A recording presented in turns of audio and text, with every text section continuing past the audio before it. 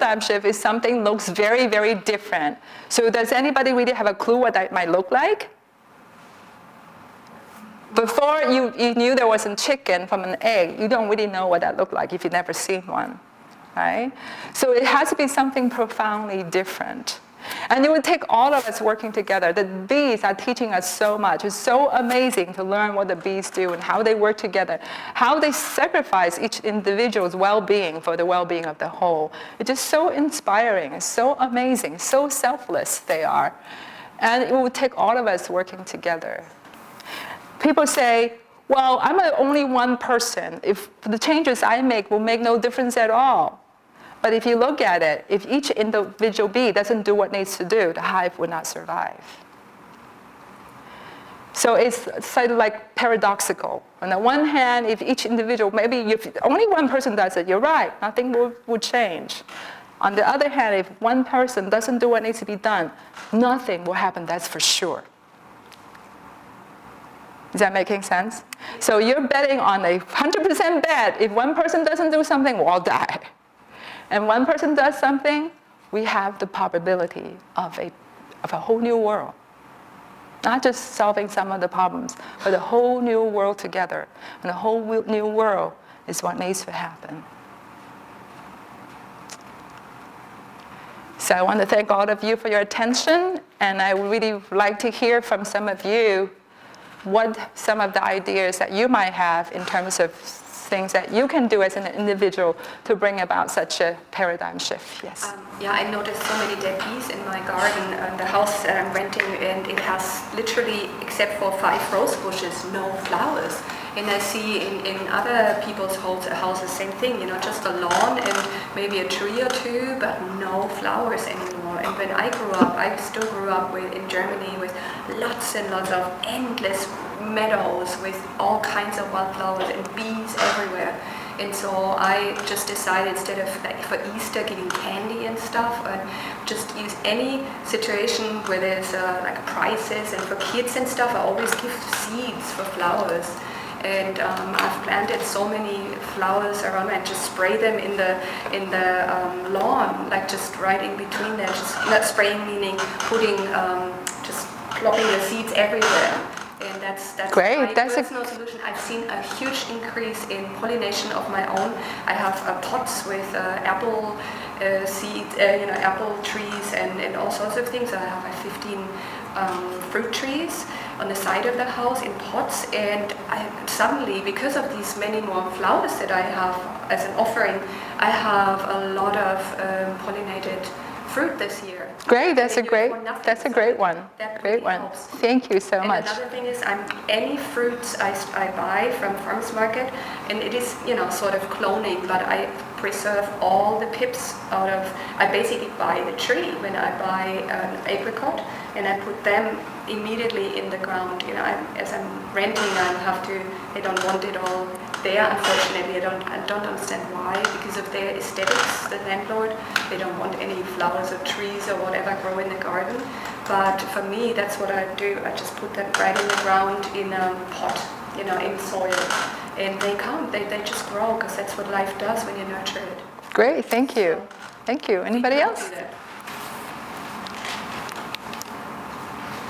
Exercise, as you were just talking about, it's really hard to get moving, especially if you do a lot of computery stuff. My husband and I've gotten to where we'll walk every night. We go home, we don't go in that door until we walk around the block a couple times. Good for you, good for you. It takes a lot of discipline, right? It takes looking around and thinking for yourself what needs to be done. I mean, everything is out there and it's very obvious, and it takes discipline, this takes commitment, right? Absolutely. Anybody else?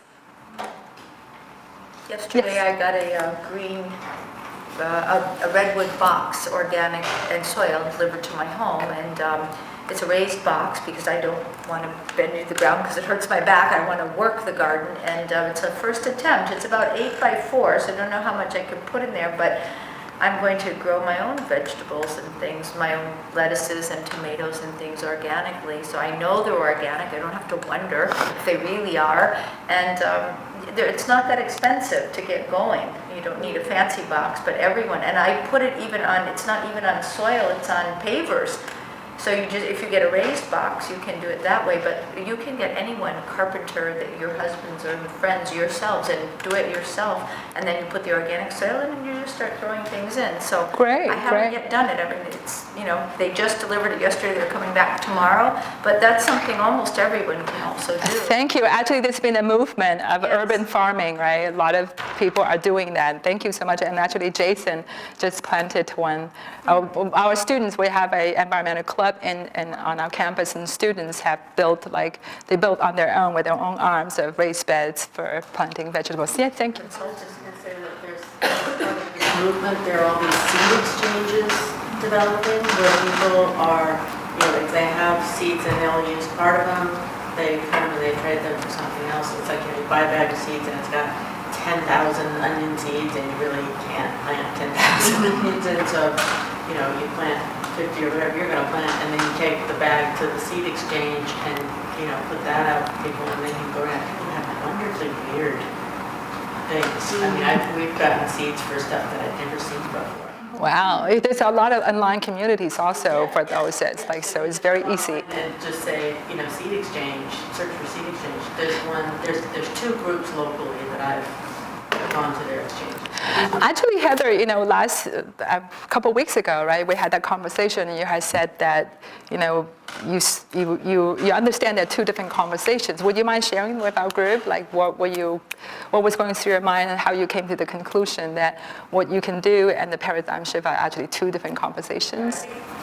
What I was thinking about was that, because we've, over the last 10 years, done a lot of things. We've, tilled our grass, and we have a vegetable garden where we have a driveway, and, we've done sort of all these different things, but this paradigm shift is the thing that's, sort of insurmountable. You can do these little things. If you sort of say, I'm going to cut my water usage, I'm going to cut my gas consumption, I'm going to cut whatever, you just make these goals, and it's not that hard to do.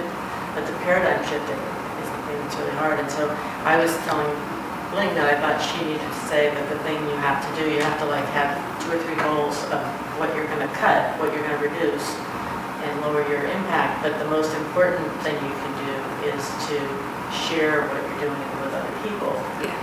Because the only way you'll have a paradigm shift, it's like I live in this world where my kids go to these fancy colleges, people have all this money, the expectation is you rent a giant SUV when you deliver your kid to school. And it's like, unless we can change that stuff, the kind of perception stuff, it won't change. And so I think the 4th thing on your list of things you have to do, whatever those first 3 are, is you need to sort of make everyone aware of the issue and of what you're doing and what they can do, no matter how small, whatever it is that they do is. Because, my husband and I have now, after your last presentation, my husband and I have now agreed to be more European in our bathing habits.